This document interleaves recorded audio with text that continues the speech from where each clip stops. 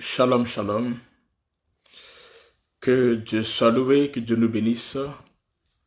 Nous bénissons le Seigneur pour sa présence, pour ce moment qu'il a permis que nous soyons encore ensemble dans sa présence. Nous demandons à tous les bien-aimés qui sont connectés de faire signe de leur présence. Si tu es là, tu es connecté, essaie de faire signe de ta présence et Dieu nous bénira.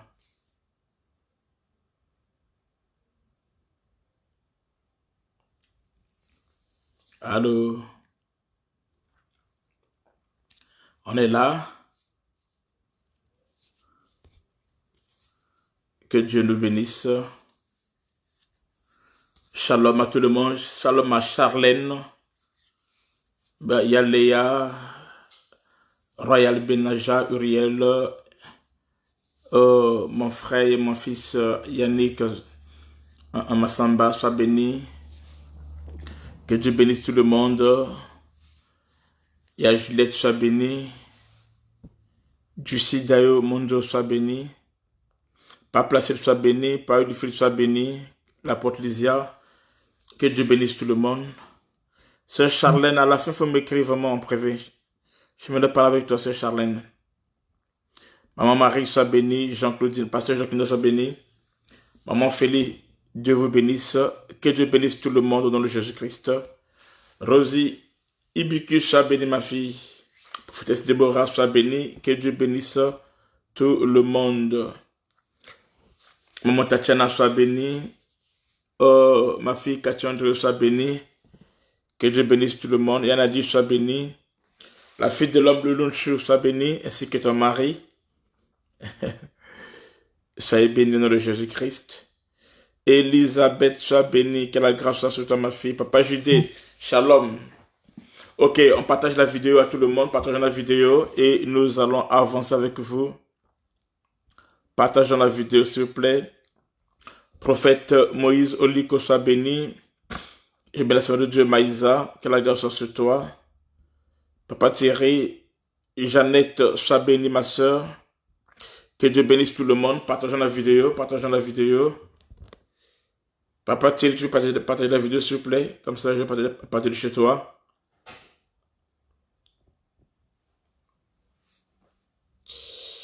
Alléluia.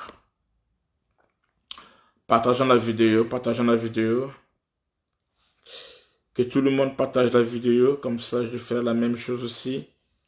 Je pense chez Papa Thierry. Je pense que il a partagé déjà. C'est sûr qu'il a partagé. Oui, il a partagé. Alors, je rentre à partir de chez toi.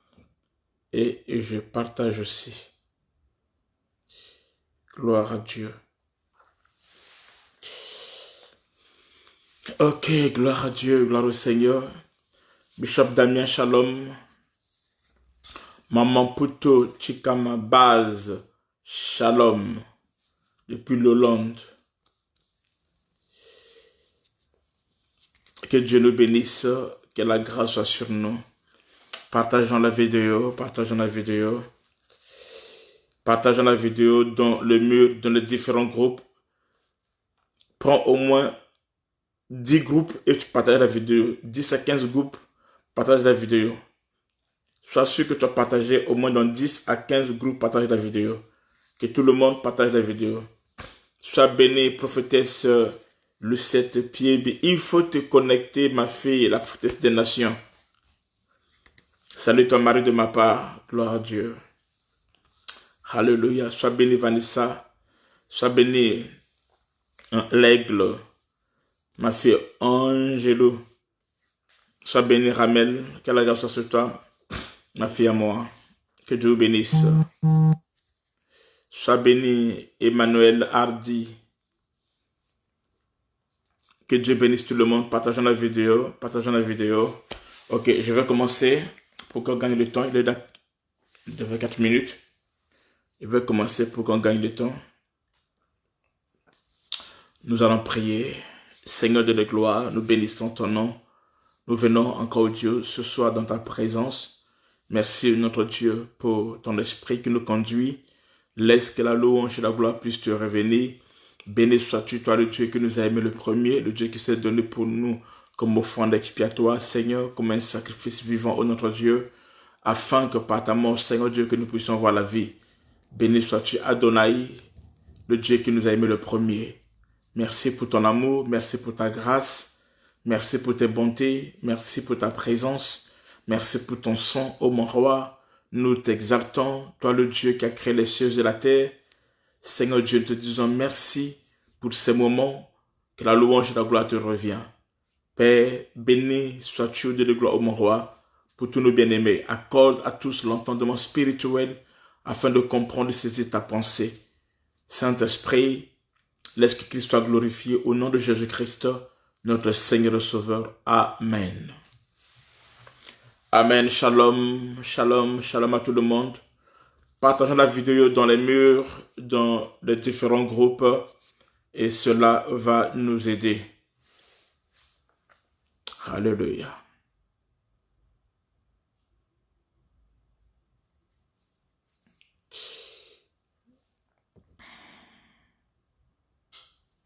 Partageons la vidéo dans les groupes, dans le mur, ça va nous aider. Partageons la vidéo, et Dieu va nous faire du bien. Ok, nous allons commencer. Nous sommes bénis ce soir, c'est une soirée spéciale. C'est une soirée spéciale. Partageons la vidéo dans les murs et dans les groupes.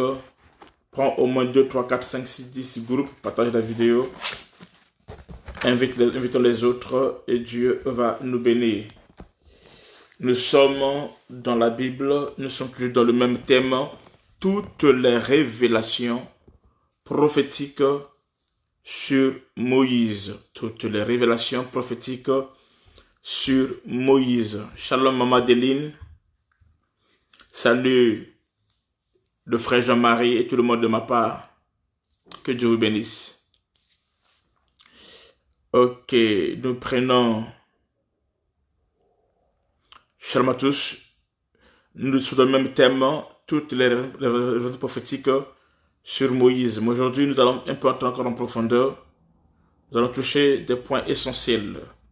Nous sommes dans Exode 2, le verset 15, Exode 2, verset 11 à 15. Exode 2, le verset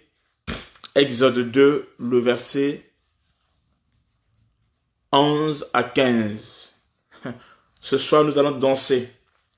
Exode 2. Exode chapitre 2, le verset 11 à 15. Oui, la danse de David. Nous parlons de Moïse ce soir. On va toucher la danse de David. Toujours sur Moïse. Exode chapitre 2. Nous prenons le verset. Attendez, je vais prendre quelque chose rapidement. Je prends de l'eau.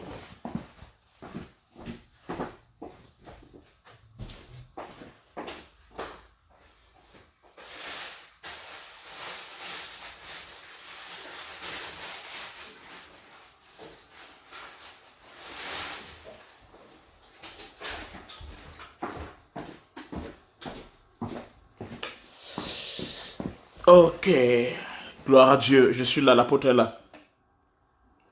Exode chapitre 2, 11 à 15, merci beaucoup Cathy Andréo. Merci beaucoup, alors je vais lire rapidement. La Bible dit ceci, Exode 2, 11 à 15, la Bible dit, en ce temps-là, écoutez très bien, suivez très bien le texte pour comprendre la pensée. En ce temps-là, Moïse, devenu grand, se rendit vers ses frères. Je vais lire ça ici, là. Je vais lire ça ici. C'est encore plus mieux. Ok. La Bible dit, en ce temps-là, Moïse, devenu grand, se rendit vers ses frères et fut témoin de leurs pénibles travaux. Il vit un Égyptien qui frapperait un Hébreu. Dans ses frères, il regarda de côté et d'autres. Et voyant qu'il n'y avait personne, il tua l'Égyptien et le cacha dans le sable. Il sortit le jour suivant, et voici 2 Hébreux se querellaient. Il dit à celui qui avait tort, pourquoi frappes-tu ton prochain? Et cet homme répondit, qui t'a établi chef et juge sur nous? Penses-tu me tuer comme tu as tué l'Égyptien? Moïse eut peur et dit, certainement, la chose est connue. Pharaon apprit ce qui s'était passé et il chercha à faire mourir Moïse. Mais Moïse s'enfuit de devant Pharaon et il se retira dans le pays de Madian où il s'arrêta près d'un puits. Je vais m'arrêter par là. Amen. Alléluia. Est-ce qu'on est là? Est-ce que le frère Nassé est là? Ah d'accord, le frère Nassé est là. Gloire à Dieu. Amen. Donc, dans ce texte que nous venons de lire,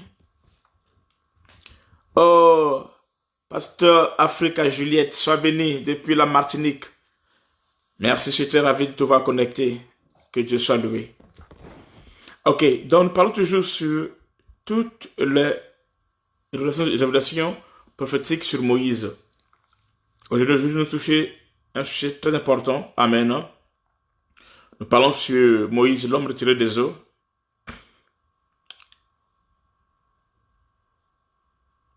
Écoutez ce qui va se passer. Ici, nous voyons que Moïse, quand il est devenu grand, il refusa d'être appelé la fille de Pharaon. Et qu'est-ce que Moïse fait? La Bible déclare, en ce temps, Moïse, devenu grand, se rendit vers ses frères. Il a quitté le trône, il est descendu vers ses frères. Amen. Il quitte le trône, c'est le mouvement, il faut bien voir le mouvement. Moïse était déjà sur le trône, il est devenu grand, et qu'est-ce qu'il va faire? Il va quitter le trône dans le palais royal chez Pharaon, il va descendre en bas, il va aller vers ses frères. Hier, j'ai expliqué un peu ce que veut dire descendre en bas. Amen. Aujourd'hui, on va aller un peu en profondeur. Alors, Moïse descendit, il va aller chez ses frères. Mais arrivé chez ses frères, il va voir un hébreu et un juif qui disputaient, qui se battaient. Et il va tuer l'Égyptien. C'était un hébreu et un Égyptien. Il va tuer l'Égyptien. Il va laisser l'hébreu. Ça, c'est la première des choses. Après un autre jour encore, cette fois-ci, il va voir deux hébreux qui se disputent. Il va les séparer. Amen. Là, je ne vais pas trop entrer en profondeur. Il voit un Égyptien et un hébreu. Il fait quoi? Il tue l'Égyptien, il laisse l'hébreu.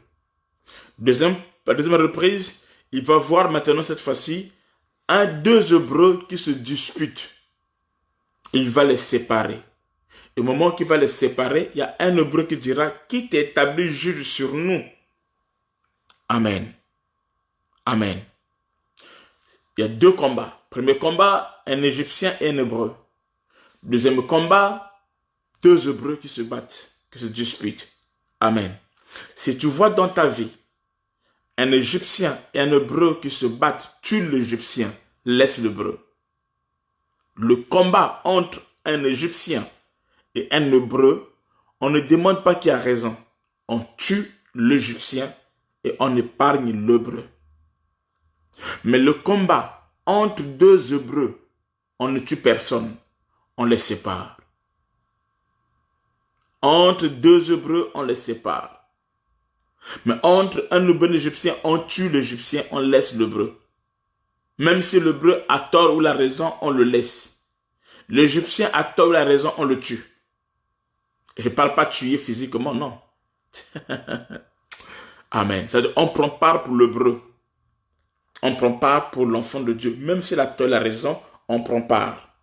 Maintenant, quand ce sont deux chrétiens, là, on reste neutre. On reste neutre, on les oriente. Amen. Alors, c'est que lorsque Moïse a voulu séparer les deux frères, alors il y a un qui a dit, qui t'a établi juge sur nous? Il a refusé. Qui t'a établi juge? Il a refusé. Le rejet de Moïse par un juif est ici le rejet de Christ par Israël. Amen. le rejet de Christ par un juif et le rejet de Moïse par un juif et le rejet de Christ par Israël. Un juif répliqua à Moïse, qui t'a établi chef et juge sur nous? Retenez ça. Qui t'a établi chef et juge sur nous? Amen. Celui qui a rejeté Moïse prophétiquement représente Israël qui a rejeté le Messie. Amen. Mais par contre, une fois que Israël a rejeté Moïse, le juif a rejeté Moïse, Moïse est allé chez le mendiant. Moïse est allé maintenant chez Jéthro. Il sort d'Israël, il va maintenant aller travailler pour Jéthro. Donc c'est l'image. Lorsque Christ est venu, lorsque Christ est descendu du trône, il est venu en bas. Il est venu d'abord pour les Juifs. Mais sauf que les Juifs ne l'ont pas reçu. Et une fois que les Juifs ne l'ont pas reçu, c'est comme ça qu'il a laissé les Juifs. Il est allé maintenant chez les nations, donc chez mendiants.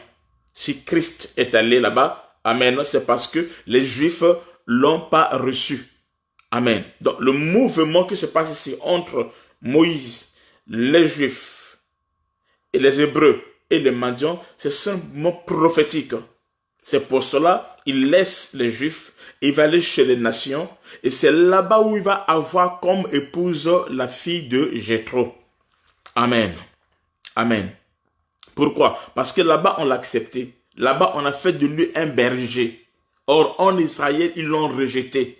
En Israël ils l'ont abandonné. En Israël ils n'ont pas accepté Moïse. Ils l'ont dit, qui t'a établi juge et chef sur nous? Et ainsi, il va aller pour lui chez les mendiants, chez les nations. Et c'est là-bas où il y aura une femme. C'est nous autres là. Nous sommes l'épouse des nations que Jésus-Christ a eu. Pourquoi? Parce qu'en Israël, on ne l'a pas reçu, on ne l'a pas accepté. Donc, le mouvement du rejet par un juif, amen, qui fait que Moïse puisse fuir et être accueilli par les nations, amen, c'est qui va vers le peuple des nations après son rejet par Israël. Le vrai Moïse rejeté comme chef et juge, c'est le Seigneur Jésus-Christ. Amen. Par Israël, son peuple dans la chair. Christ est le véritable Moïse. Moïse dit de lui que Dieu devait susciter un autre prophète comme lui. C'est dans Deutéronome 18, verset 5. On ne va pas lire ça. Verset 15. Deutéronome 18, verset 15.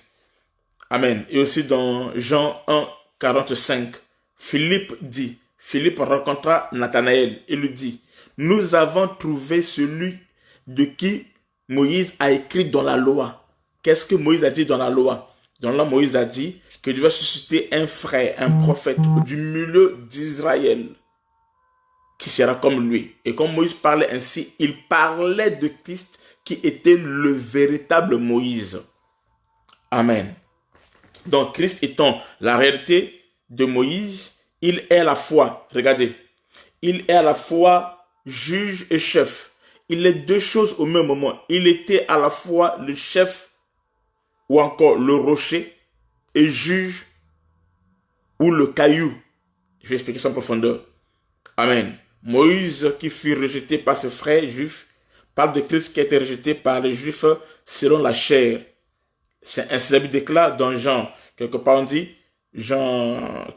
célèbre déclat, il est venu chez les siens, mais les siens ne l'ont pas reçu. Tout le monde le verset là, l'apôtre Lysia, Maïsa. Il est venu chez les siens, mais les siens ne l'ont pas reçu. Les siens c'est qui? C'est Israël. Ils ne l'ont pas reçu. C'est comme ça qu'il est venu chez les nations. Amen. Amen. De la même manière que le juif a minimisé Moïse, de la même aussi Israël a minimisé Jésus-Christ qui était venu pour le libérer de l'esclavage du péché et de la mort. Amen. Donc, ce qui se passait là-bas était l'acte des choses à venir. Maintenant, vous allez voir quelque chose. Amen. Lorsqu'on parle du chef et du juge, on parle de deux tribus en Israël. Lorsqu'on parle du chef en Israël, le chef, merci beaucoup l'apôtre Lysia. Lorsqu'on parle du chef, dans ces Jean 1, 11, on dit il est venu chez les siens et les siens ne l'ont pas reçu. Lorsqu'on parle du chef en Israël, on parle de Judas.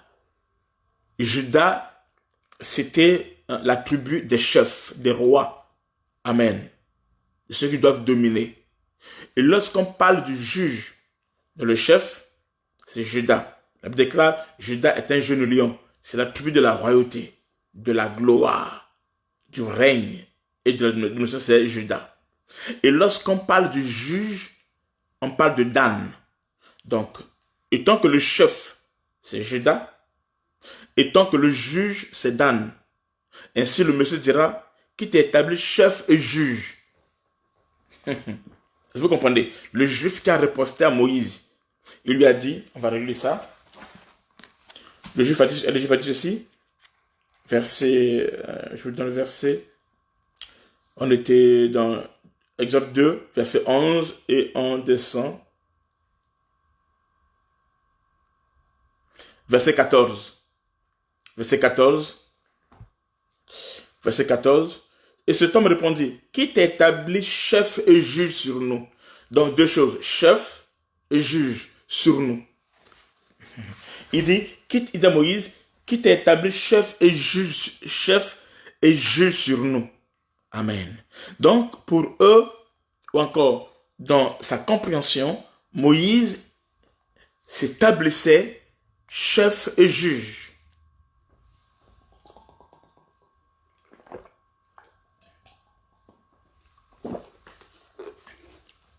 Chef et juge.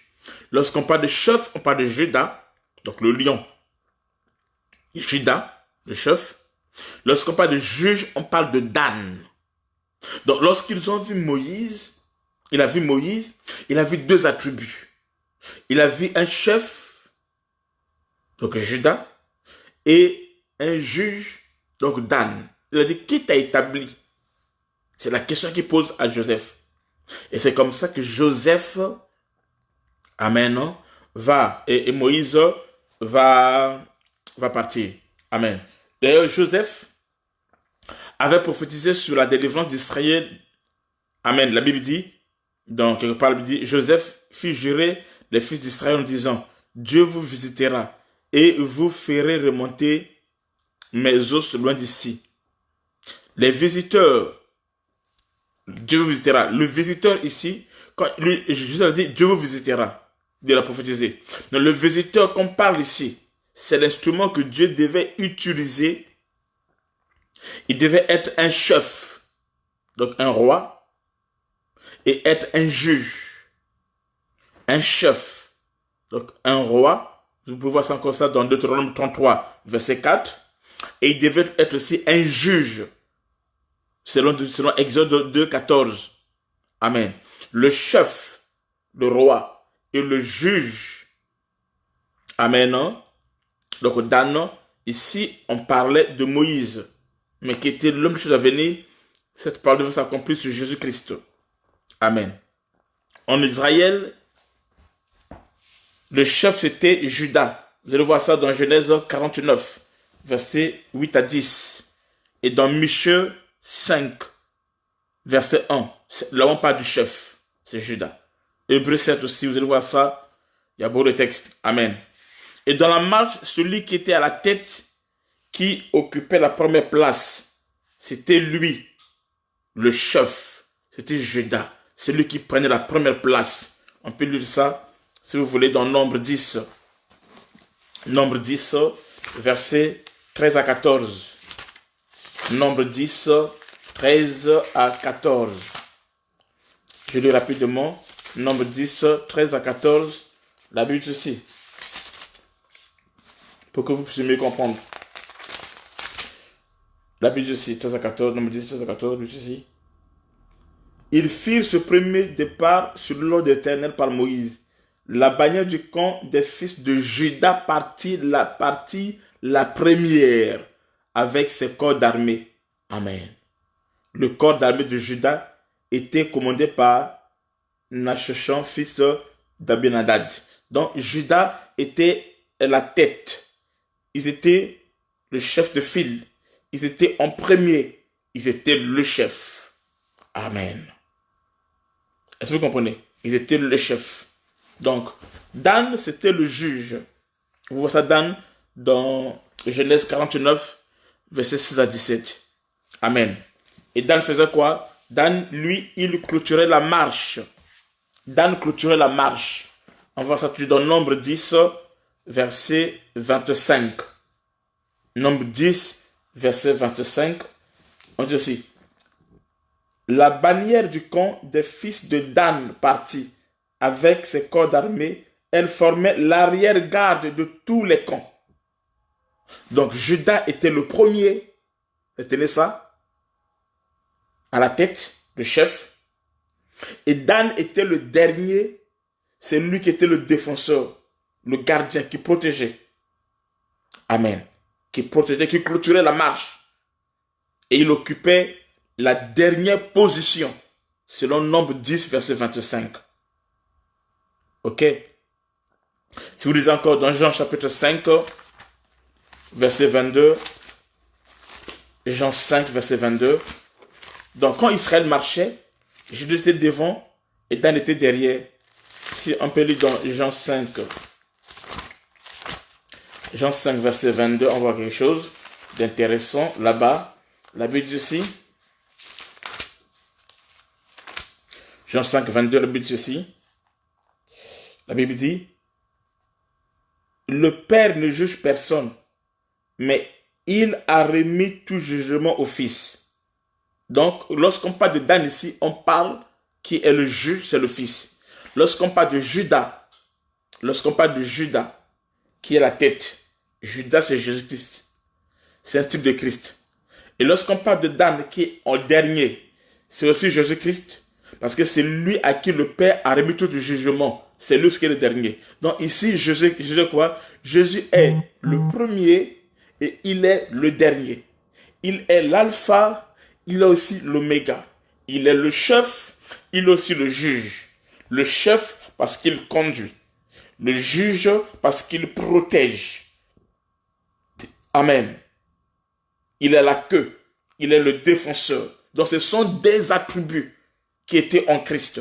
Donc lorsqu'on dit à Moïse qu'il est établi chef et juge, au fait, ces attributs qui étaient en Moïse étaient les attributs, amen, qui étaient en Jésus-Christ. Amen. On peut lire aussi Jean chapitre 5, le verset 27. Jean 5, verset 27, la Bible dit ceci.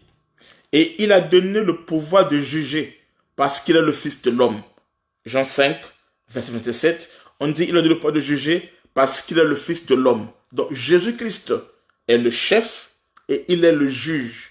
Il est la tête, il est aussi la queue. Il est le premier, il est aussi le dernier. Il est l'alpha, il est aussi l'oméga. Et ces choses étaient dans Moïse.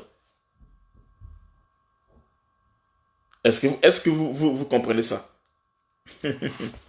Amen. Dans le Fils de l'homme, c'est l'attribut. Lorsqu'on parle du Fils de l'homme, on parle de l'attribut du juge. Amen. C'est lui qui est le défenseur. Quand on dit le Fils de l'homme, amen, c'est le défenseur, c'est le prophète, c'est le surveillant. Amen. C'est celui qui est le gardien. C'est le juge. Amen. Donc Christ, à l'image de Moïse, il était roi. Mais comme il est venu en Israël, ses frères, selon la chair, il était méprisé comme on l'a fait avec Moïse parce que lui, il était roi, mais il était aussi serviteur pour son peuple. Il avait deux attributs. Il est venu aussi, il était roi, il était serviteur aussi. Donc le dernier, le défenseur, celui qui sert les autres, celui qui les autres sont devant et lui les garde, lui les couvre. Jésus était cela. Et cela était en Moïse qui t'a établi chef et juge. Amen. Alors ces deux mouvements-là, donc être le premier et être le dernier, être le roi, être à la tête et être aussi le protecteur, le dernier. Ces deux mouvements, comment quelqu'un peut être le chef, à la tête, le roi, celui qui a la tête, celui qui a toute la gloire, et être aussi au même moment celui qui est le dernier qui protège. Donc il est tout ça au même moment. Donc il est là-bas et il est ici. C'est ce qu'on appelle la danse de David. Aïe aïe aïe. C'est ce qu'on appelle la danse à deux côtés. Donc il est au même moment, il est le chef, Et au même moment, il est le serviteur. Au même moment, il est le roi. Au même moment, il est le juge, le serviteur, le défenseur, le fils de l'homme. Il est à la tête comme le leader, celui qui a la gloire, le lion. Amen. Mais au même moment, il est aussi celui qui est là, qui sert les autres, qui protège les autres, qui est le gardien. Comment tu peux être sur le trône, dans le chef, et être le gardien, celui qui surveille? Alors, être opéré dans ces deux dimensions, c'est ce qu'on appelle la danse de David que je vais rentrer maintenant. Amen. Amen.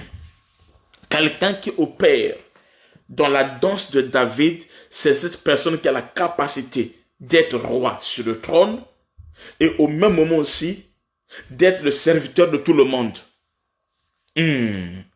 Si tu es roi sur le trône, donc tu es le chef, tu es aussi en bas aussi comme serviteur de tout le monde, alors tu as en toi les attributs de Christ et tu opères dans la danse de David. Amen. Tu es élevé, mais tu es en bas. Tu es élevé. Tu opères en haut et tu opères en bas. Quand tu opères comme ça, ça veut dire que tu es dans la danse de David que je vais commencer à expliquer maintenant. C'est quoi la danse de David? C'est la capacité d'opérer en haut et la capacité d'opérer en bas. La capacité d'opérer en haut comme leader, comme pionnier, comme révolutionnaire, comme la tête, comme la référence, comme le modèle, comme celui qui a la gloire. Et la capacité aussi d'opérer en bas comme le serviteur. Amen. Comme le serviteur, le Fils de l'homme. Amen. Donc, il est le Fils de Dieu, il est aussi le Fils de l'homme. Et tant que Fils de Dieu, il a toute la gloire. Il est le chef, il a la royauté. Le bâton du Shiloh est entre sa main. À lui la domination, le règne, tout ça là. Mais au même moment aussi, celui qui opère dans la gloire est aussi celui qui est en bas. Amen. Comme serviteur, comme le Fils de l'homme, comme le protecteur, comme celui qui sert tout le monde. Il est en haut et il est en bas. C'est ça la danse à deux côtés. C'est ça la danse de David que je vais commencer maintenant. Je pense que vous avez compris, j'ai mis les bases, vous avez compris. Maintenant, je peux rentrer en profondeur. C'est ce qu'on appelle la danse de David, qui est l'humilité. Qui est l'humilité. Il est roi, mais il est humble. Il est roi, mais il est simple. Il est roi, mais il sait descendre. David opère comme ça. Il est roi, mais il sait descendre pour servir Dieu. Il se sent bien quand il est en haut. Il se sent bien quand il est en bas. Amen. Amen. Ça veut dire quoi? David, amen, qui est l'humilité. Car lui qui était roi, David était roi, il était le chef. Il avait la première position, David. Mais par sa danse, quand David danse là, il devient rien. Quand David danse, il enlève toute la gloire de sa royauté. Il ne se voit plus roi. Il devient rien. Il devient semblable à ses serviteurs. Prenons la dernière position. David, quand il est roi, mais quand il danse, il devient rien. Il devient comme un serviteur. Prenons la place la plus bas. Amen. Amen. On va lire ça dans la Bible. Nous sommes dans 2 Samuel 6. 2 Samuel 6, nous prenons le verset 16. C'est ça Moïse. Il peut opérer sur le trône comme il peut opérer en bas. Alléluia. 2 Samuel 13, 6. 2 Samuel 6 plutôt, je m'excuse. 2 Samuel 6, verset 16 à 20. 2 Samuel 6, verset 16 à 20. 2 Samuel 6, verset 16 à 20. Écoutez la Bible dit là. Comme l'âge de 2 Samuel 6, verset 16 à 20. Comme l'âge de l'Éternel entrait dans la cité de David, Michal, fille de Saoul, regardait par la fenêtre. et voyant le roi, donc le chef, voyant le roi, donc le chef, sauter et danser devant l'Éternel. Elle le méprisa dans son cœur. Pourquoi elle va le mépriser dans son cœur? Après qu'on eut emmené l'arche de l'Éternel, on l'a mis à sa place au milieu de la tente que David avait dressée pour elle.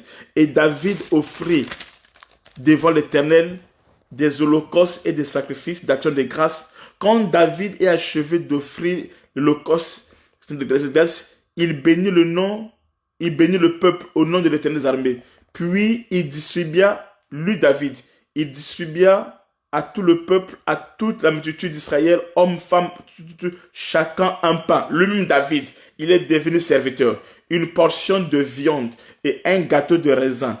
Et tout le peuple s'en alla chacun dans sa maison. David s'en retourna pour bénir sa maison. Mirca, la fille du roi, sortit à sa rencontre. Et elle dit, quel honneur aujourd'hui pour le roi d'Israël d'être découvert aux yeux des servantes, de ses serviteurs. On se découvrirait un homme de rien. On a découvert un homme de rien, un homme de rien. Et Nzambe, il était le roi, mais il avait aussi la capacité de descendre en bas quand il danse. Quand il danse là, il enlève tout ce qui est roi. Tout ce qui est roi, ça ne dit plus rien. Tout ce qui est roi, il n'est pas là-bas. Amen. Quand il est roi, il est roi. Donc, il peut opérer comme roi, il peut opérer comme serviteur, un homme de rien. Quand tu opères comme ça, c'est ça que tu danses. C'est ça, danser devant Dieu. Danser devant Dieu, ce n'est pas faire sortir la toute dernière danse de Ndombolo ou de Tchakou Libondas. La toute dernière danse de Zouk, j'ai oublié. Zouk Kassav. Non, c'est pas ça. C'est pas la toute dernière danse que tu connais là. Non, c'est pas ça. C'est pas monter des phases, tout ça là. Non. Danser devant Dieu, c'est en esprit et en vérité. Ça veut dire que tu es dans la dimension où tu es élevé, où tu as une forte gloire, tu as des diplômes, tu as tout ce que le monde peut convoiter, mais malgré tout ce que tu es, tu as la capacité de descendre devant, amen, pour devenir serviteur des autres. Quand tu opères comme ça, c'est ça, danser devant Dieu. Si danser devant Dieu, tu penses que ce sont les danses que tu fais là, ça c'est pas danser devant Dieu, non. Ça c'est la manifestation. Mais danser devant Dieu, être un adorateur, c'est l'humilité. De telle sorte que sa femme a dit non. Attends, est-ce qu'il est le roi ou c'est un serviteur? Comment c'est lui qui est le roi? Maintenant c'est lui qui danse devant tout le monde. Et ensuite c'est lui qui sert à chacun du pain et de la viande, tout ça là, comme un homme de rien. Il déclare, Milka le méprisa. Je t'ai pas reconnu. Non, mon David à moi. Mon David d'honneur à moi, mon David de gloire, mon David, je t'ai pas reconnu. Ndombolo, ce sont des danses de Congolais. Amen. Il dit, David, je t'ai pas reconnu. Tu peux te reconnu. Amen. Pourquoi? Parce qu'il a vu David que. Amen.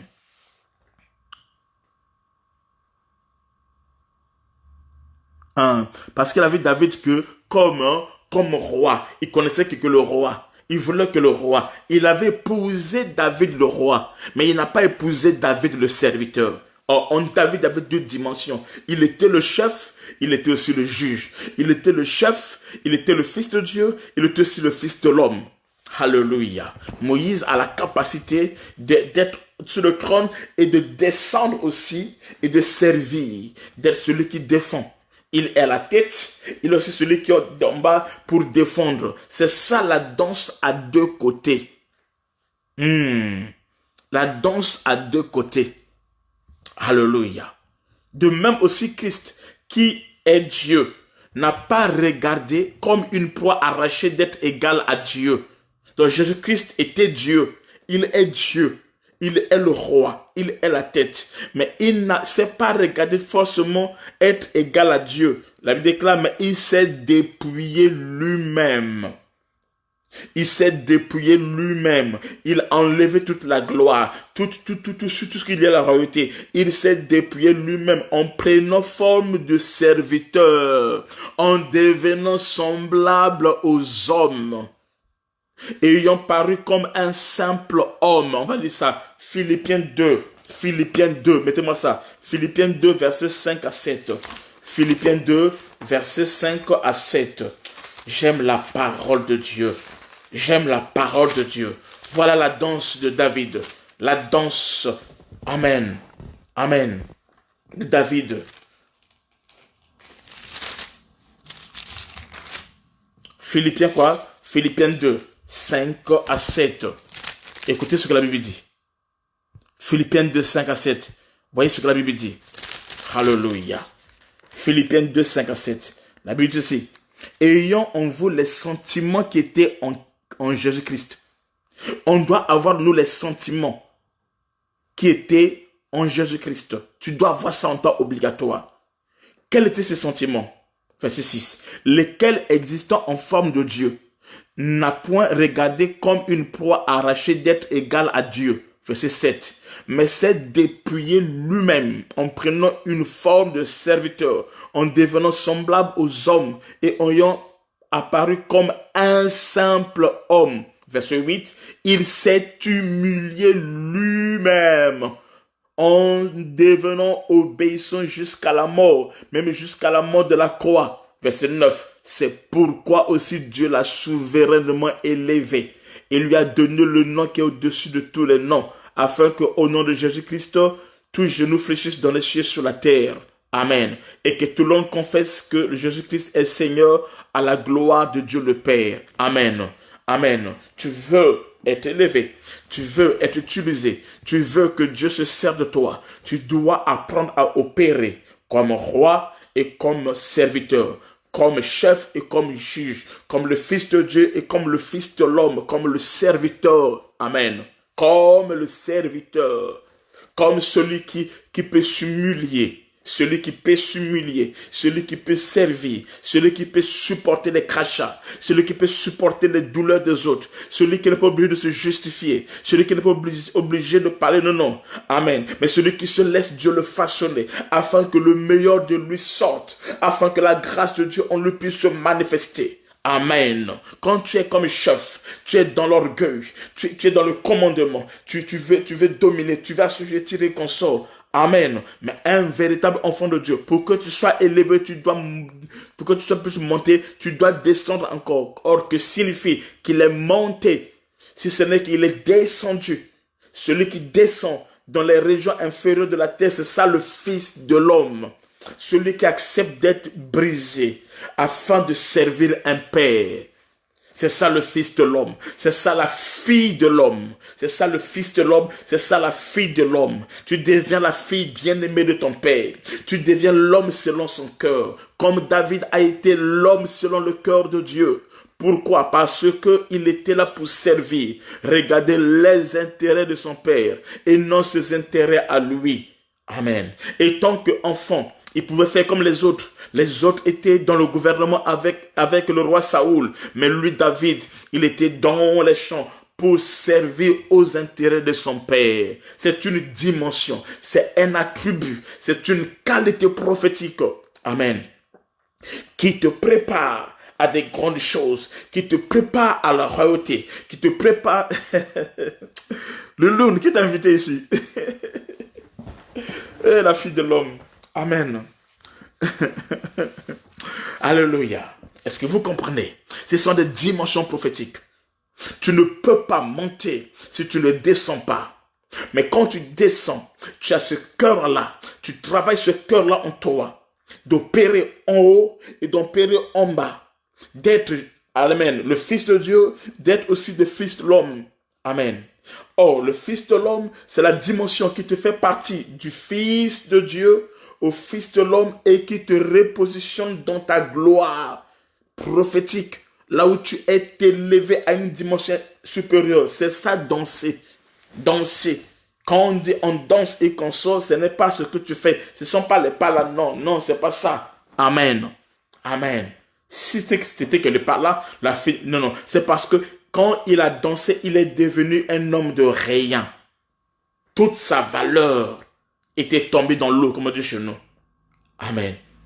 Amen. Il était devenu un homme de rien. Dieu opère dans l'humilité. Dieu opère dans l'humilité. Je respecte des hommes qui sont riches mais humbles. Des hommes qui sont intelligents mais humbles. Des hommes qui sont bénis mais humbles. Des hommes qui sont élevés mais humbles. C'est-à-dire que si on ne dit pas que c'est lui, tu ne sauras pas. Pourquoi? Parce qu'en lui, il a plus que l'élévation.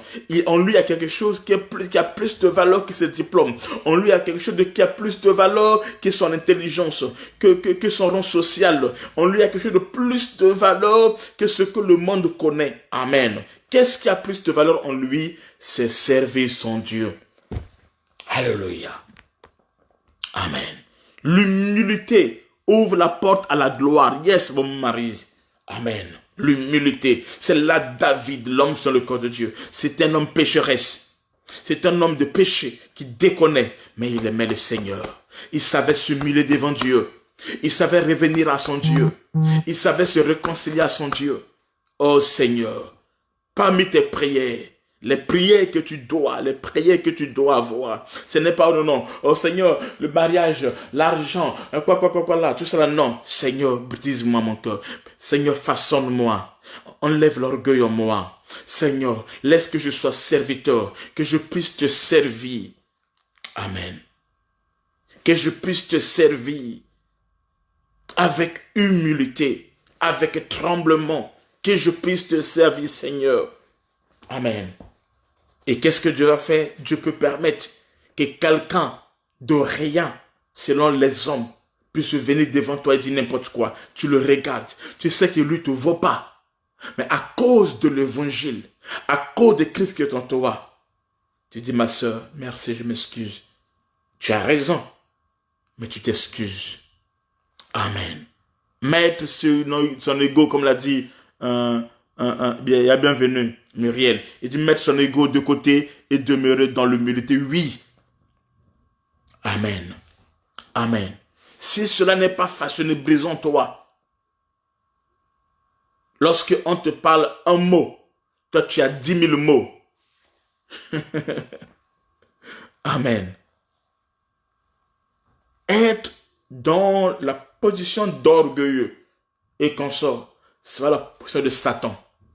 Parce que Satan, en lui, son orgueil a 7 dimensions. On verra ça toujours. Mais être dans la position de l'humilité, un cœur qui est humble, c'est être dans la position de l'agneau. Amen. Et c'est là où il y a la grâce. Et c'est là où il y a la gloire. Moïse est le chef et le juge. Moïse opère de la part de Dieu. Alléluia. Celui qui est humble, il paye sa dîme. Celui qui est humble, il vient à l'église. Celui qui est humble, il sert le Seigneur. Celui qui est humble, ses intérêts ne passent pas en premier.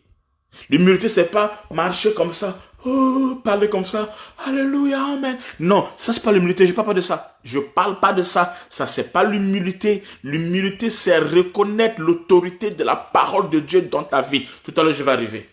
L'humilité, c'est le fait de reconnaître l'autorité de la parole de Dieu dans ta vie.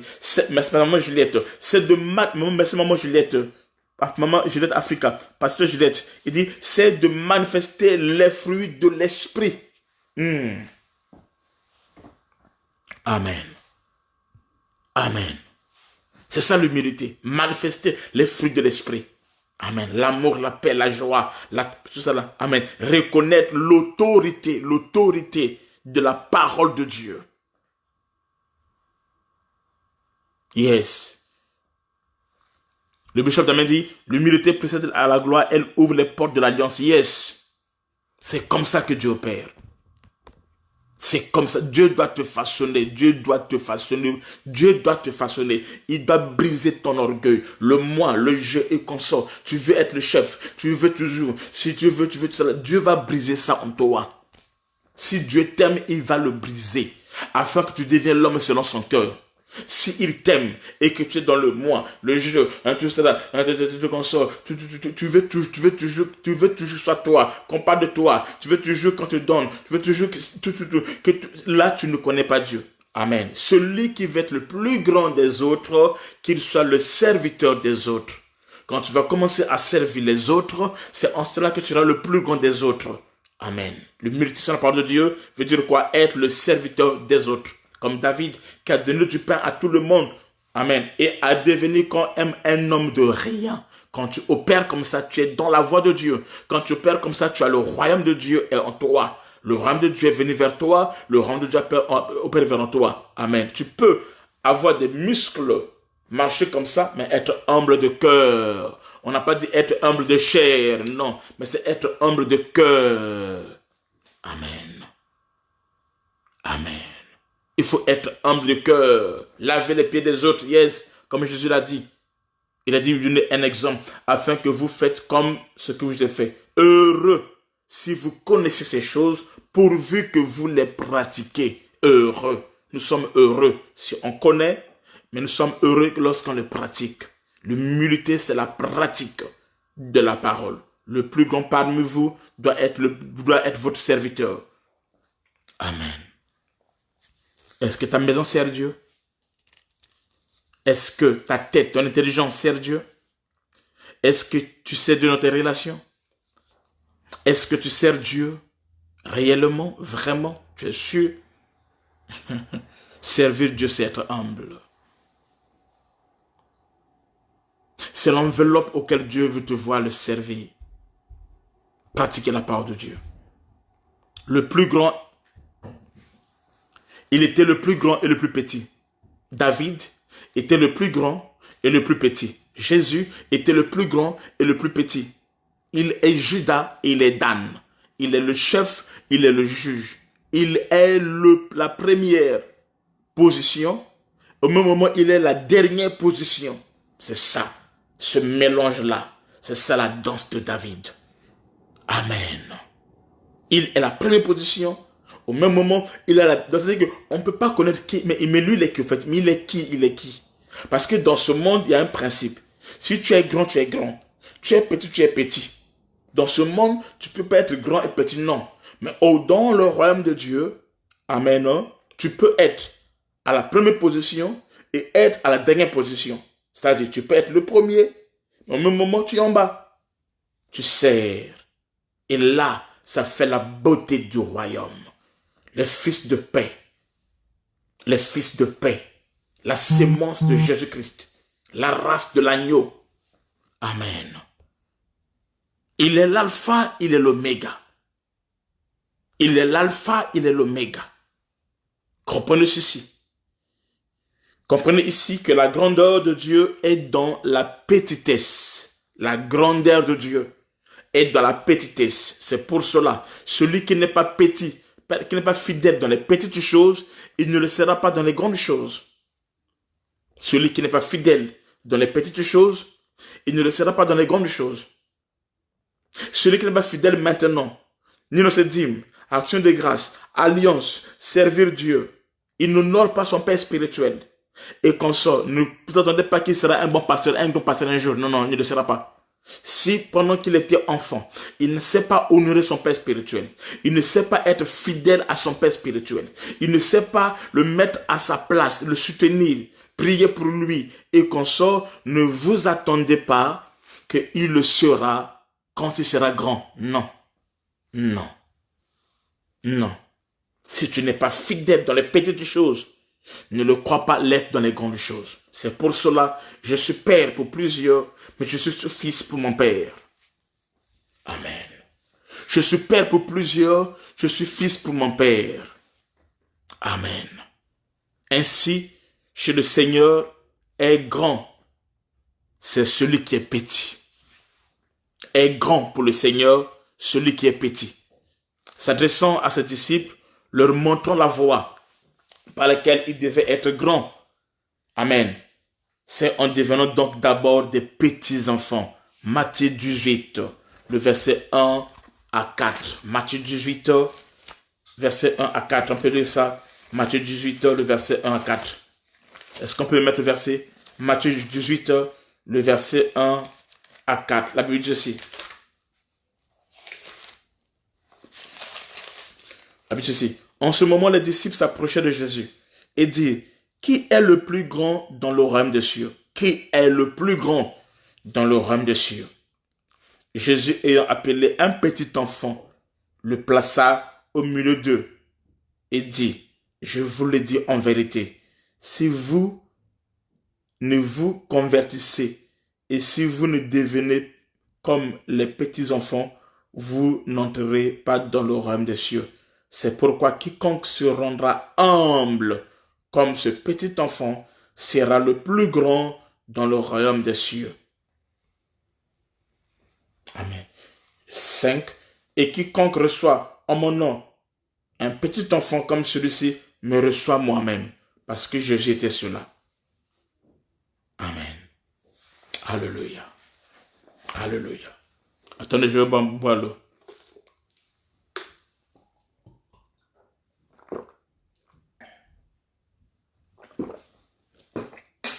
Travaille ton cœur à l'humilité. Travaille ton cœur à être un disciple. Travaille ton cœur, amen, à opérer dans la danse de deux côtés. La danse de David, la gloire et le service. Le lion, Judas et Dan.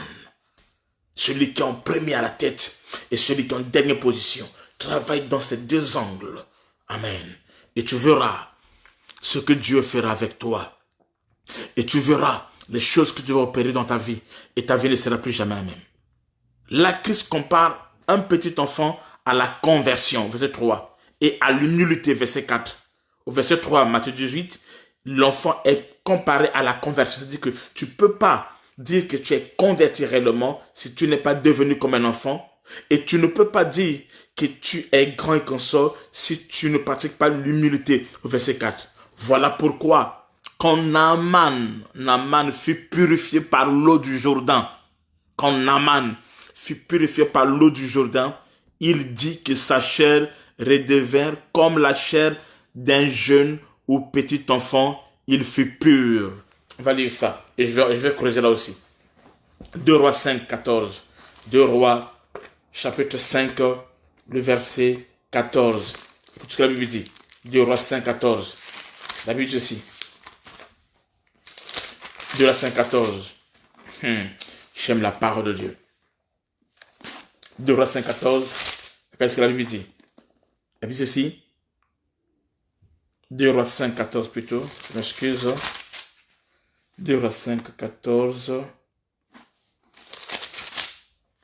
La Bible dit, il descendit alors et se plongea 7 fois dans le Jourdain, selon la parole de l'homme de Dieu, et sa chair redevint comme la chair d'un jeune enfant, et il fut pur. Sa chair redevint comme la chair d'un jeune enfant, et il fut pur. Aujourd'hui, le Jourdain qui nous purifie et qui fait que nous redevenons des petits enfants, c'est la parole divine, la parole de Dieu. C'est cette parole-là, c'est ça qui nous ramène à l'état de l'enfance. Et quand nous sommes comme des petits enfants, en ce temps-là, notre chair devient pure. Notre chair devient pure, la parole de Dieu. Christ dit, dans Jean chapitre 15, déjà vous êtes purs à cause de la parole que je vous annonçais. La parole qui purifie. Le Jourdain qui purifie, l'eau qui purifie, c'est la parole de Dieu, selon Jean chapitre 15, verset 3. Donc, quand nous sommes plongés dans le Jourdain de l'évangile, quand nous sommes plongés dans l'eau de l'évangile, quand nous sommes plongés dans l'eau de la parole, nous devons naître encore, devenir des petits enfants, manifester le fruit de la conversion en abandonnant toutes nos mauvaises œuvres. C'est ça. Les sujets de prière, que le Seigneur brise au mal orgueil. Ça, les gens n'aiment pas ça. Les gens aiment prier pour récupérer quoi? Les gens aiment prier pour détruire tout ça là. Vous allez où avec ça, cette gloire? Amen. Auprès de Dieu, monter veut dire descendre. Et descendre veut dire monter. Si quelqu'un monte par lui-même, ça veut dire qu'il va descendre. Mais si quelqu'un veut monter par Dieu, il doit descendre et alors Dieu va l'élever. Ça se passe comme ça. Soyez humbles. Opérez dans l'humilité. Servez Dieu d'un cœur sincère, un cœur parfait, un cœur qui est brisé, un cœur qui croit en Dieu, un cœur qui se laisse Dieu opérer. Amen. Donc, on doit être devenu humble vis-à-vis de la parole de Dieu. Devant la parole de Dieu, elle a raison et nous avons tort. Amen. Ce qu'elle dit, c'est la vérité. Mais pourquoi être plongé 7 fois? Pourquoi Naaman doit être plongé 7 fois afin que sa chair devienne comme celle d'un enfant? C'est par rapport à Ephésiens 4:12 où il est mentionné que le but du ministère de la parole de Dieu, c'est la perfection des saints. Le but du ministère qui est l'eau, la parole de Dieu qui est l'eau, c'est quoi? C'est la perfection des saints. C'est pour cela que Naaman doit tomber 7 fois. Le chiffre 7 est le chiffre de la perfection. Une fois qu'il tombe 7 fois, il atteint certaine perfection au moyen de la parole de Dieu. Et c'est comme ça qu'il devient, sa chair devient comme la chair d'un enfant. Et il est pur. Il est pur. Voilà pourquoi Naaman devait se jeter dans l'eau du Jourdain 7 fois, d'après la part du serviteur du prophète. Celui-ci étant enfermé. Quand Naaman est venu, quand Naaman est venu rencontrer Élisée, Élisée ne l'a pas reçu. Élisée était dans la chambre. Élisée était à l'intérieur. Naaman était à l'extérieur. Il n'aimait pas rentrer. Lorsque on veut voir Élisée, Élisée ne sort pas. Il est à l'intérieur. Tu ne peux pas accéder dans la maison d'Élisée. Pourquoi? Parce que Naaman était malade. De ce temps-là, elle ne peut pas. Qu'est-ce qu'elle fait? Élisée lui renvoie la parole. Élisée renvoie Naaman à la parole. Que la parole puisse jeter 7 fois. L'eau, c'est la parole. Amen. Jean 15:3 dit, nous sommes purs par la parole. La parole nous a purifiés. C'est ça l'eau. Amen. Amen. Et 7 fois, le 7, c'est la perfection. C'est ça le rôle même du ministère. C'est de nous perfectionner, nous amener à la perfection, nous amener à la maturité, nous amener à la perfection, à la statue parfaite de Christ. Maintenant, une fois que Naaman sort pour la 7e fois et que Naaman est maintenant pur, ce n'est plus à Naaman de chercher à aller voir Élisée. Maintenant, c'est Élisée qui sort maintenant de sa chambre pour venir à la rencontre de Naaman. Lorsque Naaman est pur, lorsque sa chair est devenue comme la chair d'un bébé, d'un enfant, et qu'il s'est purifié, ce n'est plus à Naaman de faire les efforts de chercher Élisée. Quand tu te purifies, quand tu es humble, quand tu commences à t'humilier dans la présence de Dieu et qu'on sort, tu ne feras plus des efforts. Ce que tu cherchais va te chercher. Jésus va te chercher. Le miracle va te chercher. La gloire va te chercher. L'élévation va te chercher. L'élévation va te chercher. Naaman viendra vers toi. Il n'aura même pas besoin de tes offrandes, mais il viendra à ta rencontre. Autrefois, tu l'as écouté par les serviteurs. Tu l'as écouté, amen. L'autre fois, quand Naaman est venu, c'est Élisée qui a parlé à son serviteur et le serviteur est allé parler à Naaman. Naaman n'a pas vu. C'est pour cela qu'il a boudé. Mais une fois qu'il a obéi, qu'il s'est humilié, alors cela a brisé les barrières. Ce qui était caché s'est révélé. Élisée qui était caché, il est sorti. Je dis à quelqu'un, tu vas rencontrer ton miracle. Tu vas rencontrer la gloire de Dieu. Tu vas rencontrer ta bénédiction. Ce que tu veux voir, tu peux palper cela. Lorsque tu vas apprendre à servir Dieu avec humilité, avec obéissance, c'est en ce temps-là que la gloire va se manifester. C'est d'ailleurs même là qu'il y aura l'enlèvement. C'est-à-dire, Jésus-Christ, Naaman, Élisée était caché dans la maison, c'est ça le ciel. Élisée est caché dans le ciel. On ne peut pas le voir, mais une fois que nous sommes purifiés, une fois que nous sommes lavés, une fois qu'on a s'est lavé à 7 reprises, c'est-à-dire on a atteint la perfection de la parole de Dieu, c'est en ce temps-là Jésus qui n'a Élisée, qui est le mage de Christ, qui est caché dans le ciel, il va sortir à notre rencontre. La rencontre entre Naaman et Élisée se fera lorsque Élisée quittera le lieu caché, donc le ciel. Il vient maintenant chercher l'église qui atteint la perfection, l'église qui atteint la maturité, l'église qui atteint la stature parfaite de Christ. Ces choses se passent comme ça. Alléluia. Nous devons chercher Dieu.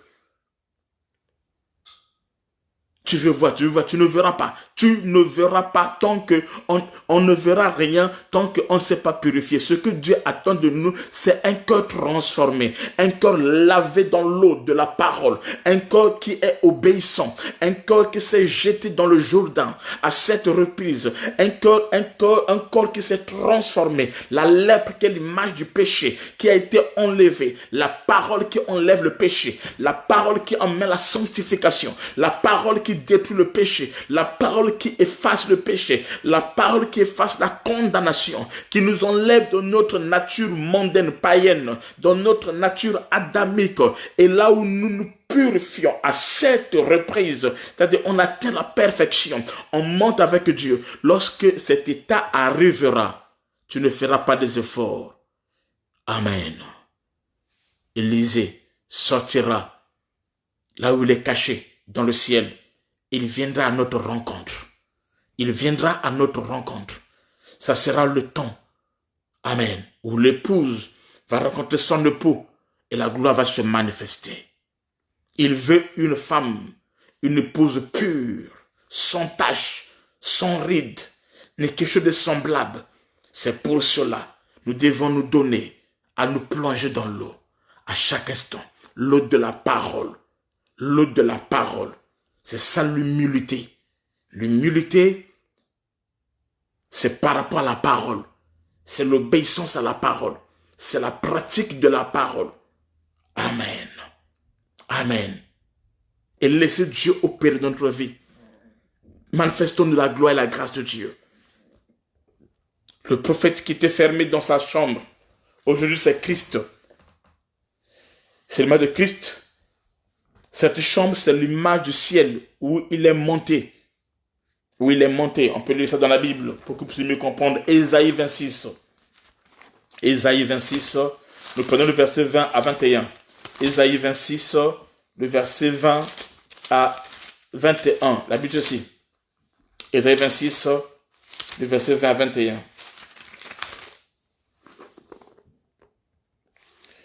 Va, mon peuple, entre dans ta chambre et ferme-la, porte derrière toi. Cache-toi pour un instant jusqu'à ce que la colère soit passée. Il parle de l'enlèvement. Avant que la colère frappe le monde, il dit, mon peuple, donc l'église, va. Mon peuple, rentre dans ta chambre, le pas de l'enlèvement, et ferme la porte derrière toi. Cache-toi pour quelques instants jusqu'à ce que la colère soit fâchée, la colère soit passée. Car voici l'Éternel sort de sa demeure. Verset 21. Pour punir les crimes des habitants de la terre. Et la terre mettra le sang à nu. Elle ne couvrira plus les meurtres. Ça, c'est la descente du Seigneur pour le jugement. Amen. Amen. Vous voulez lire encore dans le Nouveau Testament? Prenons Romains. Romains 9. Romains 9, verset 24. Romains 9, verset 24, la Bible aussi. Romains 9, verset 24, la Bible aussi. Ainsi nous a-t-il appelés non seulement d'entre les Juifs, mais encore d'entre les païens. Amen. Et pour vous voir un texte comme plus précis, c'est dans le parabole des 10 vierges. Vous pouvez voir ça aussi même dans Matthieu 25, Matthieu 25, le verset 10. La Bible aussi. Matthieu 25, le verset 10. La Bible aussi.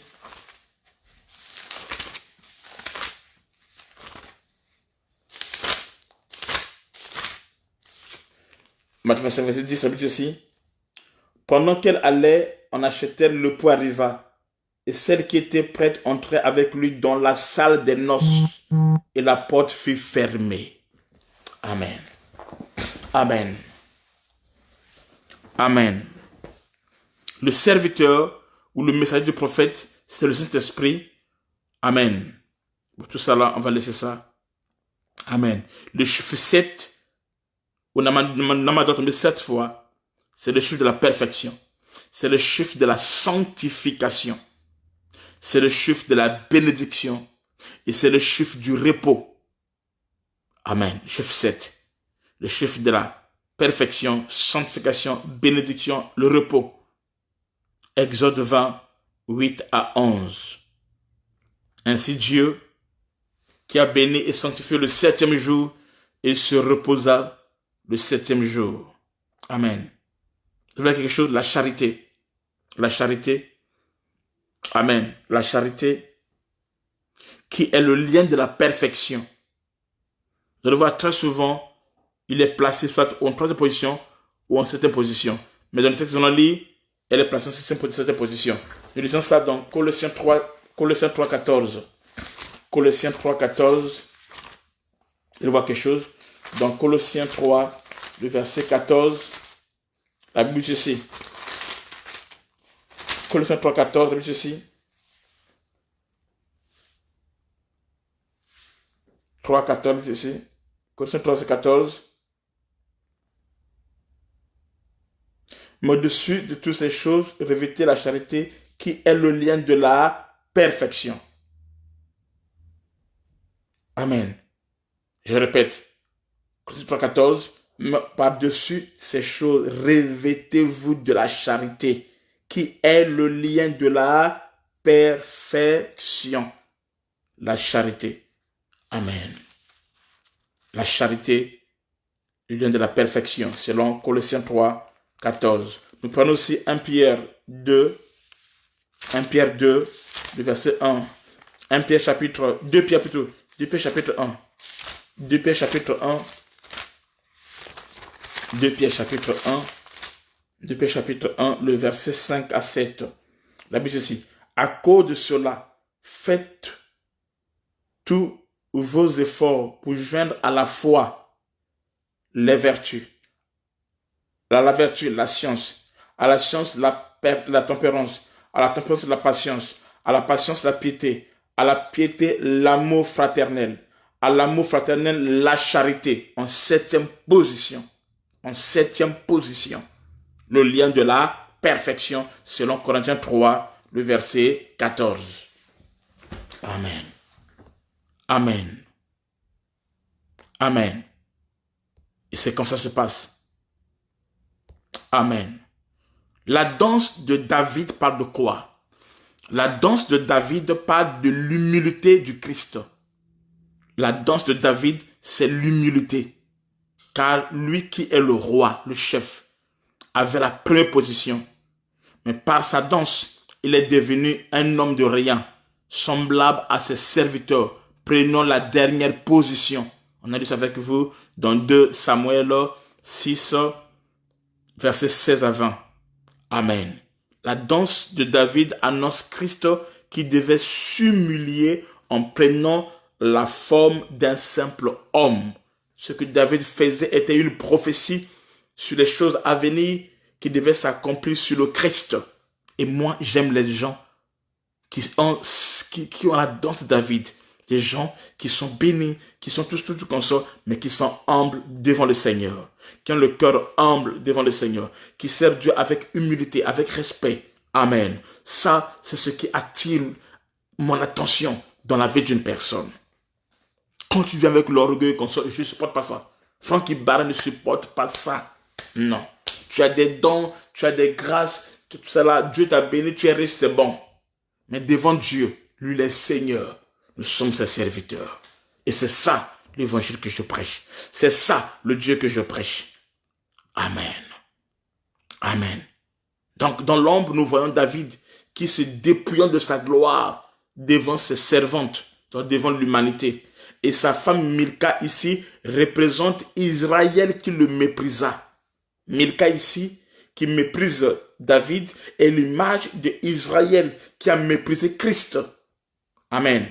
Pourquoi? Au lieu de voir Dieu qui était en Jésus-Christ, il a vu un simple homme. Il a vu un simple homme. Israël, Christ est venu vers Israël, au lieu qu'Israël puisse voir le roi qui était en Jésus-Christ, ils n'ont pas vu ça. Il a vu qu'un simple homme. Et alors, Israël était frappé de la malédiction. Il est devenu stérile. Faites attention, vous qui épousez les hommes de Dieu. Vous qui êtes comme l'entourage des hommes de Dieu. Tu dois te forcer toujours de voir loin de Dieu quand il opère comme roi, même quand il opère dans l'humilité. Que son humilité ne te trompe pas. Que son humilité ne te fasse pas, ne t'emmène pas à le mépriser. Parce que tu manges avec lui, parce que tu rigoles avec lui, parce que tu as eu l'accès d'entrer dans son intimité, que cette humilité ne t'emmène pas à le mépriser. Que cette humilité ne t'emmène pas à le repousser. Que cette humilité ne t'emmène pas à le critiquer. Parce que tu sais, tu peux savoir les choses sur lui qui sont très intimes et pour toi, c'est un homme normal. Non, la Bible déclare, tu regarderas un saint, un homme de Dieu comme un saint, comme un oint, malgré ce qu'il peut devenir. Malgré ses faiblesses et consorts, c'est ton père, c'est ton père. C'est un pasteur, c'est un pasteur. C'est un oint, c'est un oint. Malgré tout ce que tu peux connaître de lui, ce que tu peux penser de lui, ne le méprise pas. Quand tu le méprises, tu deviens stérile. Okokauka. Tu vas te sécher pour rien. Amen. Milka, la familiarité engendre le mépris, oui. Milka est devenue stérile, la fille de Saoul. C'est l'image d'Israël. Israël aujourd'hui, spirituellement, ils sont stériles. Parce que qui est stérile, c'est celui qui ne peut pas engendrer. Amen. Malgré ce que tu peux penser, amen. Tu peux voir l'homme de Dieu comme roi, mais tu peux permettre, si tu es proche de lui, que tu puisses le voir. Amen. Que tu puisses le voir aussi dans sa faiblesse, comme un humain normal. Comme un homme, comme tout le monde. Je dis, oh, mais à l'année comme il est comme tout le monde, il est comme tout le monde, il est comme tout le monde, il est comme tout le monde, mais c'est un oint de Dieu. Et quand tu le méprises ainsi, tu l'as méprisé, alors la stérilité rentre en toi. L'homme de Dieu peut pleurer devant toi. S'il te plaît, donne-moi du héros, je n'ai rien. Donne-moi du héros. Ne dis pas qu'il est pauvre, non. Il reste un faiseur de roi. Il reste un faiseur de roi. Donc ton pasteur, il peut être ton oncle, il peut être ton mari, il peut être ta femme, il peut être ta mère, il peut être tout ça là, mais c'est ton pasteur. Amen. C'est ton pasteur. Il reste ton pasteur. Faites attention. Amen. Ainsi, quand Christ est venu, amen, quand Christ est venu,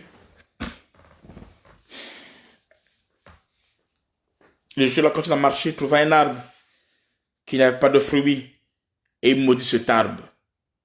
Or, c'est l'arbre qui produit les fruits.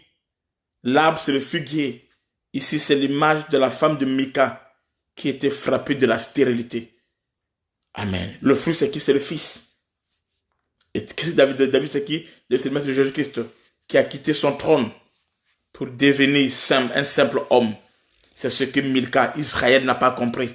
Milka n'a pas compris ça. C'est la raison de son mépris. Elle ne supportait pas voir David dans cette position de serviteur du dernier.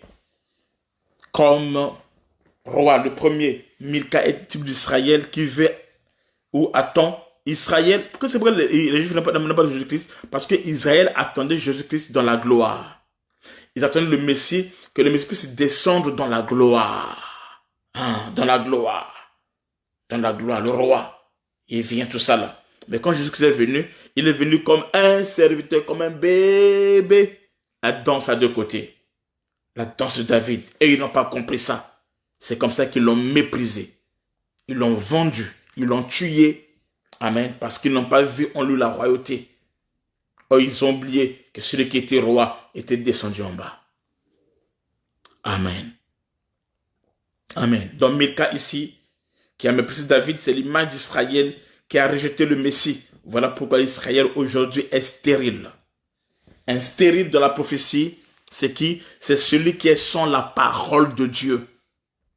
Sans les bonnes œuvres provenant de la parole de Dieu. C'est ça être stérile. Quand tu ne produis pas de bonnes œuvres venant de la parole de Dieu, tu es stérile. Israël aujourd'hui est sans la parole de Dieu. Sans les bonnes œuvres provenant de la parole de Dieu. Jésus-Christ est le vrai David. La danse de David, c'est la danse de Jésus. Comment? Puisque David est roi et qu'il était sur le trône, il quitta son trône, il s'est fait serviteur. Amen. Il a dansé devant ses serviteurs. C'est ce que Jésus-Christ, le véritable David, a fait. Roi qu'il était dans les cieux, il s'est fait serviteur sur la terre et il a servi. Il a servi. Existant en forme de Dieu, il ne s'est pas regardé égal à Dieu. Il est descendu, il a servi. C'est ça Moïse qui descend et qu'on voit en lui le chef, le juge. Amen. Suivons son exemple. Soyons humbles pour que Dieu puisse nous élever. Car Dieu résiste aux orgueilleux. Dieu résiste aux orgueilleux. Luc 14, 11. Dieu résiste aux orgueilleux. Jacques 4, 6. Dieu résiste aux orgueilleux. 1 Pierre 5, 5. Dieu résiste aux orgueilleux. Amen. Amen. Un autre mouvement. On ne peut pas parler de la danse de David sans pouvoir parler de la musique. Si David a dansé, c'est parce qu'il y avait la musique. C'est à partir de la musique qu'on peut danser. Ah, Zambé. C'est la musique qui te fait danser. C'est-à-dire ce que tu écoutes, c'est ça qui oriente tes pas. C'est ça qui t'emmène à danser. Et Zambé. Amen. Amen. On ne peut pas parler de la danse sans pouvoir aussi parler de la musique. Parce qu'il n'y a pas de danse sans qu'il y ait d'abord la musique. Ce qui fait que David puisse danser, c'est d'abord la musique jouée dans toutes sortes d'instruments, de bois, de cyprès, des harpes, des luttes, des tambourins. Amen. Des cymbales par David. Et tout le peuple, car la Bible dit, David et toute la maison d'Israël furent montés l'arche de l'Éternel avec des cris de joie et au son des trompettes. 2 Samuel 6, le verset 5. 1 Chronique 15, le verset 21. Amen. Et dans 1 Chronique 15, verset 16, la Bible dit, et David dit au chef des Lévites de disposer leurs frères, les chantres, avec les instruments de musique, des luttes, des harpes, des cymbales, qu'il devait faire retentir le son éclatant en signe de réjouissance. Donc, il y avait la musique et cela fait que David puisse danser. Et lorsque tous les instruments sonnaient, David sautait et dansait devant l'Éternel. 2 Samuel 6, le verset 16. C'est quoi la musique? C'est quoi la musique qui entraîne le danse? C'est quoi la musique? Tu ne peux pas avoir la danse de David si tu n'as pas la musique. C'est la musique qui entraîne la danse. La musique, la danse est la manifestation de la musique. C'est quoi la musique? Selon la science, la musique, c'est l'art de combiner les sons d'une manière agréable à l'oreille. Si l'oreille écoute la combinaison de tous les sons, alors le corps commence à danser. Amen. Mais selon les Écritures, la musique selon les Écritures, selon la Bible, la musique, c'est la prédication de la parole de Dieu. Je vous donne le verset. Je vous donne le verset. Amen. La musique, c'est quoi? C'est la prédication de la parole de Dieu. C'est l'évangile que nous prêchons. Car lorsque le prophète Ézéchiel, c'est Ézéchiel qui parle de ça. Ézéchiel prêchait au peuple d'Israël. Et le peuple le prenant pour un musicien. Amen. Pour un agréable chanteur, possédant une belle voix. On va lire ça. Nous lisons dans Ézéchiel 33. Ézéchiel 33, le verset 32 à 33. Ézéchiel 33, le verset... Ézéchiel 33, le verset 32 à 33. La musique. La musique. La musique. Ézéchiel 33, le verset 32 à 33. La Bible aussi. Écoutez ce que la Bible dit. le verset 32 à 33. La Bible dit ceci. Voici, tu es pour eux comme un chanteur. Voici, tu es pour eux comme un chanteur, agréable, possédant une belle voix et habile dans la musique. Ils écoutent tes paroles, mais ils ne les mettent point en pratique. Ils écoutent tes paroles. Écoute, je répète. Voici, tu es pour eux comme un chanteur agréable, possédant une belle voix et habile dans la musique. Ils écoutent tes paroles, mais ils ne les mettent point en pratique. Quand ces choses arriveront, et voici, il arrivera, et elles arrivent, ils sauront qu'il y avait un prophète au milieu d'eux. Celui qui parle, c'est un prophète. Il leur prêche.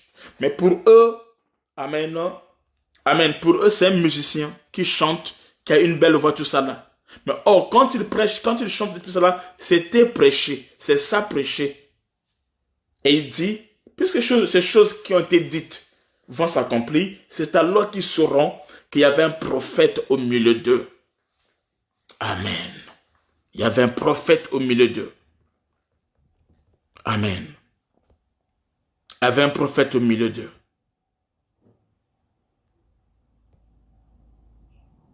Amen. David jouait à la harpe à 8 cordes. La harpe à la 8 cordes.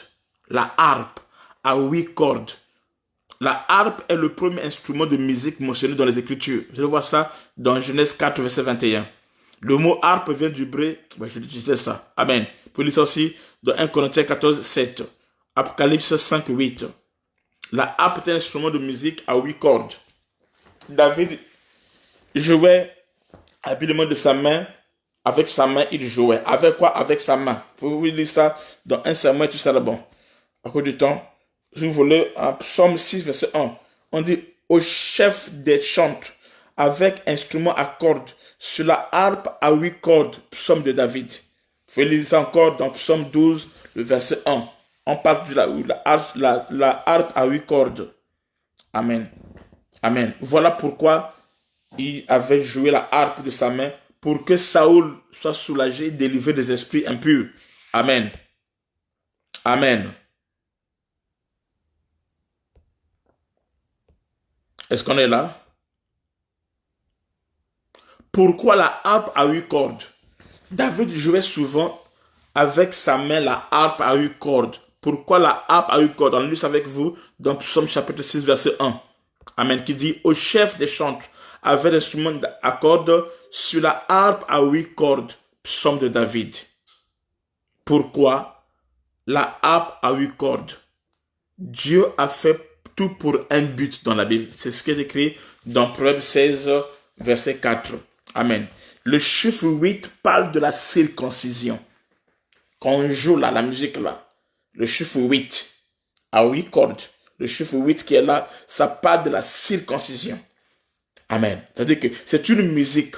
Quand on joue cette musique-là, ça t'amène à danser. C'est-à-dire, ça t'amène à circoncire ton cœur, à circoncire ta vie. La circoncision, pas de la chair, mais la circoncision du cœur. Ça nous emmène à la repentance. Ça nous emmène dans la présence de Dieu.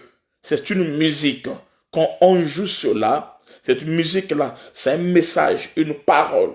La parole, l'enseignement qui nous amène à la repentance, à la présence de Dieu, qui nous emmène devant Dieu. Ce ne sont pas les slogans de recevoir, soyez bénis, non, c'est pas ça. Mais ça parle de la circoncision, le chiffre 8. Et le chiffre 8 nous parle aussi du nouveau départ.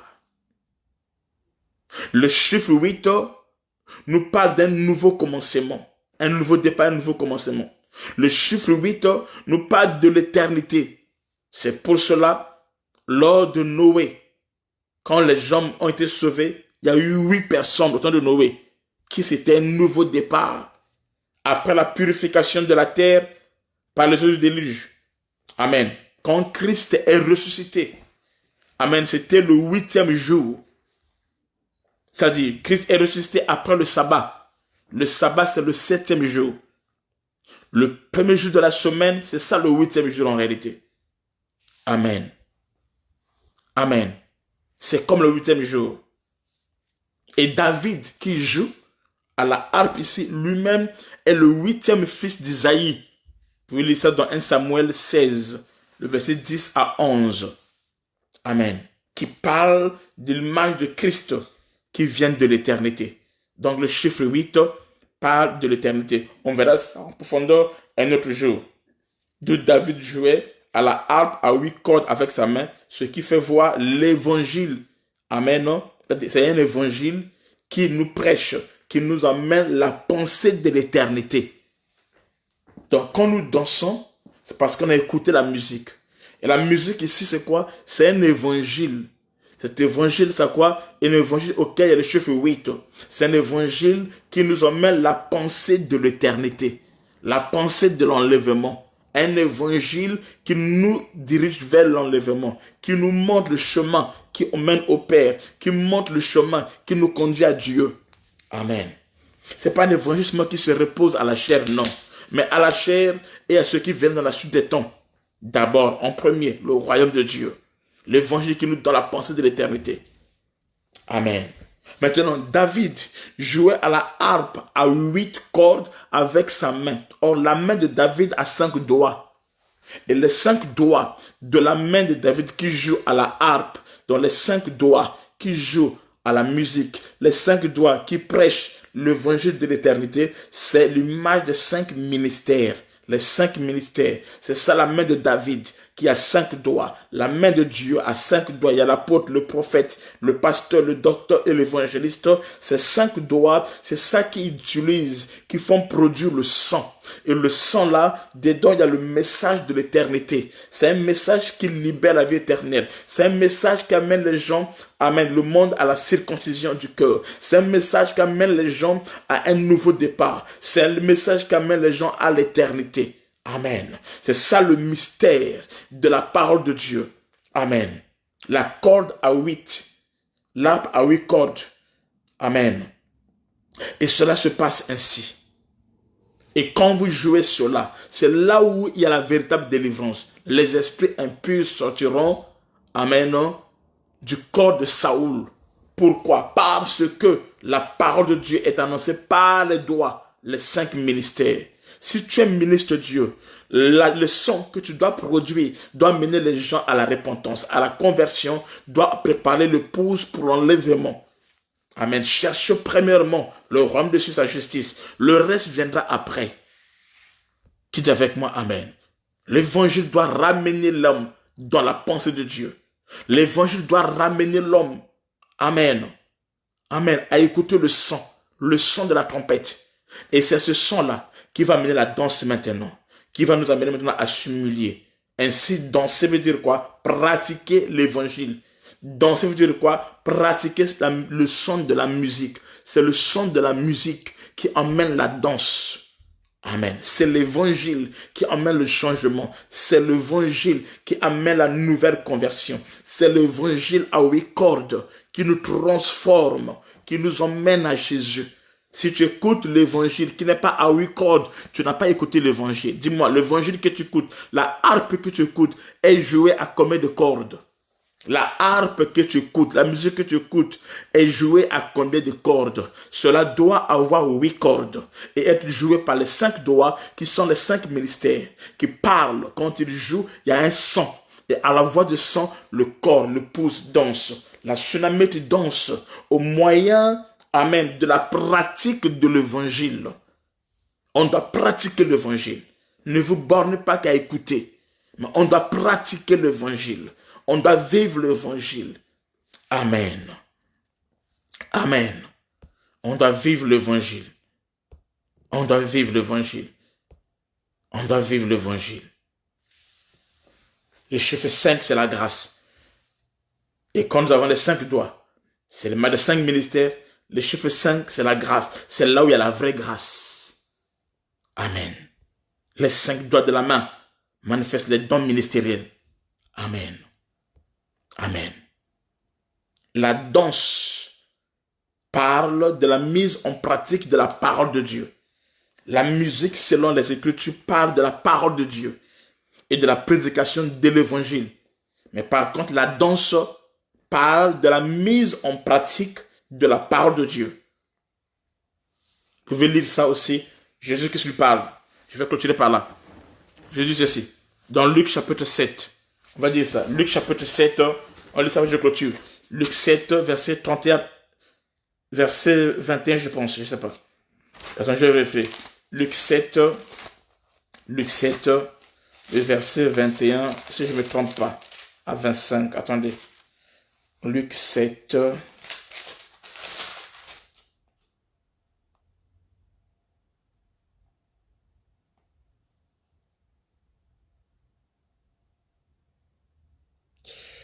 quelqu'un peut m'aider? C'est un texte où il dit ceci. C'est à peu près ça. Il dit, à qui donc, c'est Jésus qui dit, hein, c'est en Luc 7 quelque part. Il dit, à qui donc comparais-je les hommes de cette génération? À qui ressemblent-ils? Ils ressemblent aux enfants assis dans la place publique et qui se parlent les uns les autres, disant, nous vous avons joué de la flûte et vous n'avez pas dansé. On a joué de la flûte et vous n'avez pas dansé. Nous avons chanté des complaintes et vous n'avez pas pleuré. Car Jean-Baptiste est venu, ne mangeant pas du pain et ne buvant pas du vin, et vous dites, il a un démon. Le Fils de l'homme est venu manger, buvant, et vous dites, c'est un mangeur et c'est un buveur, un ami des publicains et des gens de mauvaise vie. Amen. Donc lorsqu'il parle de la musique ici, il parle de la parole. Il dit, mais ils n'ont pas dansé. Amen. Amen. Celui qui met en pratique la parole, il danse la musique jouée par Dieu à travers ses serviteurs. Amen. Amen. Pour Dieu, un homme humble est celui qui pratique la parole. Mais un orgueilleux est celui qui refuse de mettre la parole de Dieu en pratique. Dieu s'oppose aux orgueilleux, mais aux hommes, il donne la faveur imméritée. Jacques 4, verset 6.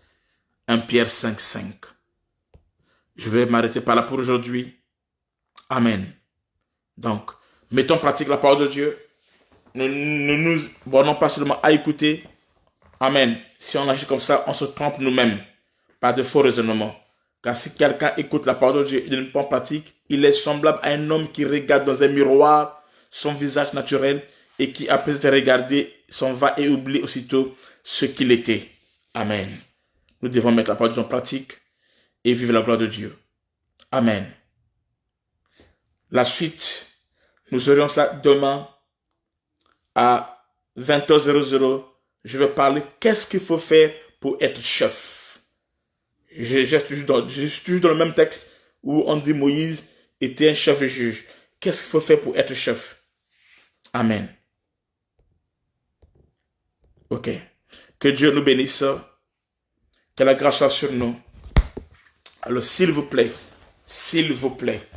nous devons payer la salle. On doit payer la salle. J'ai besoin des hommes et des femmes qui peuvent contribuer pour qu'on paye la salle, s'il vous plaît. On doit payer la salle. Je sais qu'on est dans le confinement. Il nous faudra avoir 1500 €. Et jusqu'alors, nous avons maintenant 520 € pour la salle, 520 €. Donc, il va nous rester 980, un truc comme ça là. Si toi, Dieu te met à cœur de faire quelque chose, écris-moi s'il te plaît. Et fais ce que tu vas faire. On va payer la salle. Et Dieu sera glorifié. Que Dieu vous bénisse. Shalom, shalom, les aigles. Rendez-vous demain à 20h00 heure de Paris. Nous serons à la table du Seigneur. Et Dieu va faire des grandes choses. Nous allons monter encore dans les eaux profondes. Shalom, que Dieu vous bénisse.